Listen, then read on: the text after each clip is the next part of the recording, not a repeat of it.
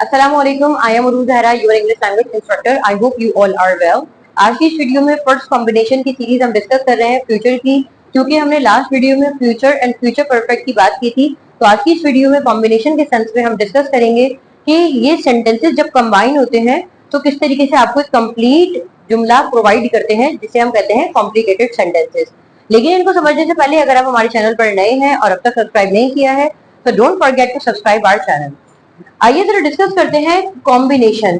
ये कॉम्बिनेशन का जो सेंटेंस है ये कोई नया नहीं है। लफ्ज कॉम्बिनेशन का मतलब होता है यानी कंबाइन, जोड़ना। अब हमारे पास दो टेंस ऐसे हैं जिनको हमने आपस में जोड़ा है। एक है हमारे पास फ्यूचर सिंपल, एक है फ्यूचर परफेक्ट। फ्यूचर सिंपल क्या कहता है कि कोई काम होगा, जबकि फ्यूचर परफेक्ट कहता है कि कोई काम हो गया होगा। इन दोनों को डिस्कस करने से पहले मैं इस बात को क्लियर करती भी चलूं कि फ्यूचर सिंपल ने कहा, मिसाल के तौर पर कल क्लास होगी। हमने एक बात कह दी कि कल क्लास होगी, तो ये जुमला सिंपल सी बात है कि ये एक फ्यूचर यानी मुस्तकबिल की तरफ निशानदेही कर रहा है कि कल क्लास होगी। लेकिन अगर क्लास का टाइम कंप्लीट हो गया, क्लास का टाइम कंप्लीट होने वाला है कि हमने कहा भाई 6 बजे क्लास खत्म हो जाएगी, तो अगर कोई कहता है कि कल क्लास होगी, मैं 6 बजे आऊंगा, तो आप या मैं बेख्तियार कह सकते हैं कि भाई 6 बजे तो क्लास खत्म हो चुकी होगी। यानी अगर हम सिर्फ एक ऐसे जुमले की बात करें कि जो मुस्तकबिल में होगा उसको हम फ्यूचर सिंपल कहते हैं, और कोई काम हो चुका होगा उसको हम फ्यूचर परफेक्ट कहते हैं। इन दोनों सेंटेंसेस को कंबाइन करके पढ़ा जाए तो जिंदगी काफी आसान हो जाती है। लेकिन इनको जरा with the help of formula भी हम समझ के देखते हैं। सबसे पहले आपने सब्जेक्ट लगाना है। सब्जेक्ट से मतलब क्या होता है? काम करने वाला। कभी भी आप इंग्लिश में कोई जुमला बना रहे हैं, आपने सब्जेक्ट लगाना होता है। I, we, you, they, he, she, it. कोई भी काम आप करेंगे हमेशा काम करने वाले को आप पहले तरजीह देंगे, वो पहले आएगा। देन इसके बाद आपने विल लगाना है। विल के बाद वर्ब की फर्स्ट फॉर्म लगानी है, एंड ऑब्जेक्ट, जिसकी उर्दू पहचान है कि काम होगा। इन आधे जुमलों में अगर हम चेक करते हैं तो कॉमा से पहले के जो सेंटेंसेस हैं, यानी जहां पर कॉमा आया है इससे पहले के जो सेंटेंसेस हैं, ये मुस्तकबिल की तरफ निशानदेही कर रहे हैं कि कोई काम होगा। For example, when you will contact to me. When का मतलब होता है जब। जब तुम मुझसे राब्ता करोगी या जब तुम मुझसे राब्ता करोगे। When you will contact to me. अभी हम आगे जुमले को कंप्लीट नहीं कर रहे, अभी हम सिर्फ फ्यूचर सिंपल की बात कर रहे हैं। व्हेन इट विल रेन, जब बारिश होगी। बारिश वगैरह बेजान चीज के जुमले के लिए, रेन वगैरह के लिए आपने इट लगाना होता है। जब बारिश होगी, व्हेन इट विल रेन। जब वो लोग जॉब के लिए अप्लाई करेंगे, when they will apply for a job. जब अली क्रिकेट खेलेगा, when Ali will play cricket. जब सारा पार्टी अटेंड करेगी, व्हेन सारा विल अटेंड द पार्टी। आप बहुत सारे तरीके से कह सकते हैं कि जब मैं क्लास में आऊंगा, when I will come in a class. जब मैं तुमसे बात करूंगा, when I will talk to you. जब तुम क्लास अटेंड करोगे, when you will attend the class. जब हम लोग पानी पिएंगे, when we will drink water. जब मैं तुम्हारी मदद करूंगी, when I will help you. जब अली मेरी मदद करेगा, when Ali will help me. तो इन तमाम जुमलों में एक बात क्लियर है कि जब आप फ्यूचर की बात कर रहे हैं और काम आप सिंपल कह रहे हैं कि ये काम होगा, तो आपने विल लगाना है। विल के बाद वर्ब की फर्स्ट फॉर्म लगा देनी है, और इसके अलावा कोई सेकंड बात इसमें नहीं है।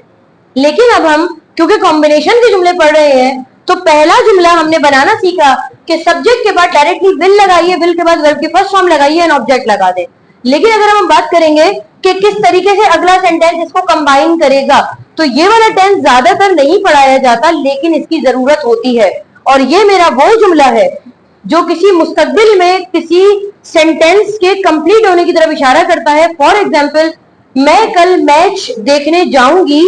अगर मैं किसी से कहती हूँ कि मैं कल मैच देखने जाऊंगी, ये बात अनक्लियर है कितने बजे जाऊंगी, क्योंकि जाहिर है सारा दिन तो मैच चलेगा नहीं। तो मैंने कहा कल मैं मैच देखने जाऊंगी।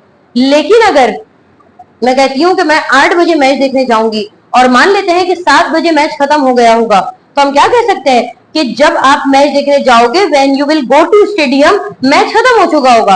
क्योंकि टाइम के हवाले से या टाइम कोई काम के एक्शन, उसकी कंफर्मेशन, उसकी ड्यूरेशन के हवाले से बात होगी तो फ्यूचर परफेक्ट आएगा। यहाँ इसकी पहचान है कि विल के बाद सिर्फ आपने हैव का इजाफा करना है। जहां पर इन सेंटेंसेस में डायरेक्ट विल आ रहा था, यहाँ पर विल के बाद आपने हैव लगाना है, और हैव के बाद आपने वर्ब की थर्ड फॉर्म लगानी है। और ज्यादातर वर्ब की थर्ड फॉर्म ईडी लगा देने से वर्ब की सेकंड एंड थर्ड फॉर्म में बन जाती है, जैसे close, closed, open, open, install, installed. इस तरीके से तमाम जो हमारे रेगुलर वर्ब्स कहलाते हैं और आपको हमारे कमेंट सेक्शन में मिल जाएंगे और हमारे स्टूडेंट्स को हम वैसे भी क्लास में प्रोवाइड कर रहे होते हैं। तो यहाँ पर ईडी लगाने से वर्ब की थर्ड फॉर्म हमारी बन जाती है। For example, I will have left that place. I will have left that place, leave की थर्ड फॉर्म है लेफ्ट, कि मैं उस जगह को छोड़ चुकी होंगी। I will have left that place. तो अब दोनों जुमलों को कंबाइन करके हम देख सकते हैं, when you will contact to me, जब तुम मुझसे राब्ता करोगे, I will have left that place, मैं उस जगह को छोड़ चुकी होंगी। यानी तुमने राब्ता देर में किया, मैं पहले ये काम कर चुकी होंगी, मैं पहले ही वहां से निकल चुकी होंगी, आप देर में आए हो। When it will rain, जब बारिश होगी, you will have reached at home। हम अक्सर नहीं कहते, कह रहे भाई भी तो बारिश का टाइम है, जब बारिश होगी तो तुम घर पहुंच भी चुके होगे।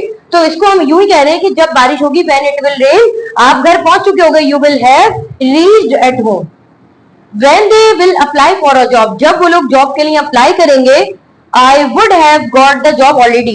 सवाल आपका यहाँ आ सकता है, बस आपने would क्यों लगाया? तो एक ऐसी अमेंडमेंट के लिए लगा दिया कि will की जगह अक्सर लोग यहाँ पर would भी लगा लेते हैं, लेकिन बेहतर है कि आप will ही लगा लें। बस will और would में फर्क इतना है कि अगर काम 100% में श्योरिटी से कह रही हूँ कि ये काम मुकम्मल हो चुका होगा तो आप will लगा दें। अगर आपको थोड़ा सा चांसेस बाकी है कि 100% कंप्लीट नहीं होगा तो आप would लगा दें।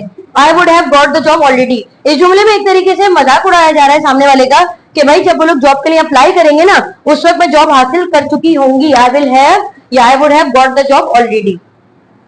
When Ali will play cricket, जब अली क्रिकेट खेलेगा, I will have winded up the whole game, मैं तमाम गेम खत्म भी कर चुकी होंगी। यानी ये वाला काम जो है ये बाद में हो रहा है और ये उससे पहले ही मुकम्मल हो चुका होगा। And the last sentence, when सारा will attend the party, जब सारा पार्टी अटेंड करेगी, it will have become late already, काफी देर हो चुकी होगी। हम कहते हैं ना कि तुम बहुत देर कर दोगे, it will have become late already. इसके साथ ही आप मजीद मुख्तलिफ सेंटेंसेस बना सकते हैं with the help of the section vocabulary. साथ ही साथ आप चाहें तो इसे नोट डाउन भी करते रहा करें। प्ले म्यूजिक का मतलब होता है गाने वगैरह बजाना या मौसीकी वगैरह को सुनना। Play musical instrument, musical instrument, instrument कहते हैं आलात को। म्यूजिकल इंस्ट्रूमेंट बहुत सारे हो सकते हैं, जैसे कि गिटार है आपका, तंबूरा, और बहुत सारे हमारे पास इंस्ट्रूमेंट्स आते हैं। म्यूजिकल कोई इंस्ट्रूमेंट है उनको बजाने को हम यही कहते हैं प्ले म्यूजिकल इंस्ट्रूमेंट।